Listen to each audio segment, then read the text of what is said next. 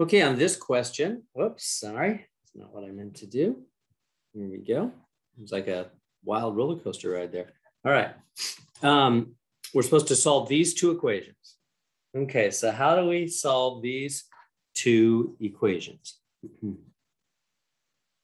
Well, we are going to have to make, if we added them right now, it wouldn't work, right? I just want to make sure you know. Don't do this. This doesn't work. You'd get minus 1x.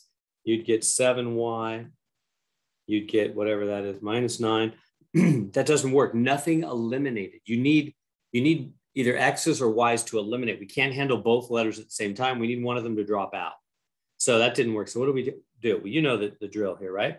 You need to multiply one or both. In this case, we're going to have to multiply both equations. This one's a little harder. You're going to have to multiply both. You just do whatever it takes. For example, like look at these x's. I've got to make these be the same number, one positive, one negative, make them opposites. So I could multiply the top equation by 4 and the bottom by 3. That would make those both 12x. The bottom one would be a minus 12x, right? In fact, I'll just do that. Now you could have done the y's. It doesn't matter. Multiply both equations to make the x's or the y's opposites. So that's what we got to do here. So I'm going to take this top equation and multiply 3 by 4. That 4 is going to go boom, boom. Oops, that wasn't a very good boom. Boom and boom. There we go. So you'll get 12x plus 8y, and we get 16 over here. The bottom equation, I'm going to multiply 3 by 3. Boom, boom, boom. And we'll get minus, well, see how those x's are opposites? Plus 15y is minus 39. All right. Draw your line. Add them up. X's drop out, 0. That was our whole plan. We made that happen on purpose. What do the y's make? They make 23y. Right, add these two up. That's, yeah, 23, right? And then add these up. What's that going to be? I think it's minus 23. Yeah. So that means 23y. The 0 doesn't do anything. Just get rid of that 0. It's minus 23. Divide by 23. Boom, boom. Y is minus 1. So we got our first answer. We got y. And now you know what to do. Once you get one answer, you just plug in to get the other, right? Let me bring this over here. Plug in y equals minus 1 to either equation. It doesn't matter which one. So I'll just grab this first one here.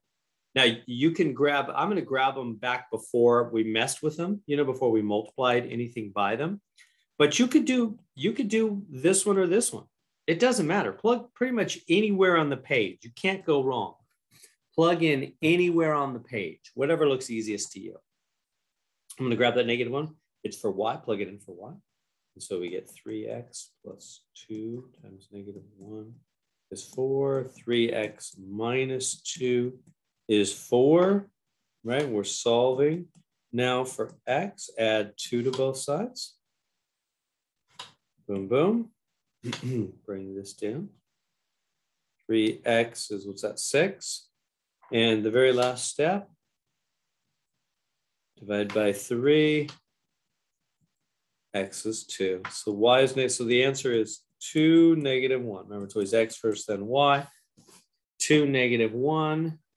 We did it. We were able to solve. So let me recap again real quick how this works. Now, the name of the game is making the x's or the y's, it doesn't matter which one, opposites. You got to make them both be the same number, one positive, one negative.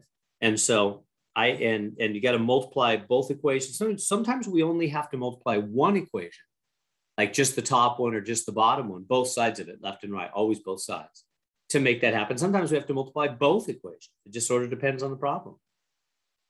On this one, we had to multiply both sides of the equation. I had to multiply 4 all the way through left and right on the top equation and 3 on the bottom. How did I know 4 and 3? Well, I was looking at this 3x and negative 4x and saying, what can I multiply them both by in order to make them the same number? Well, I could multiply 4 by 3 and 3 by 4, and they'll both be 12. One of them is a positive 12x, the other is a negative 12x.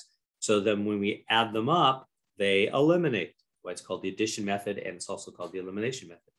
And then we have only y. Why do we want one letter to drop out? Because we can't handle both letters at the same time. We want just one letter. So then we get just y, solve for y. Once we got one letter, then plug in anywhere you want to find the other letter. So there we go.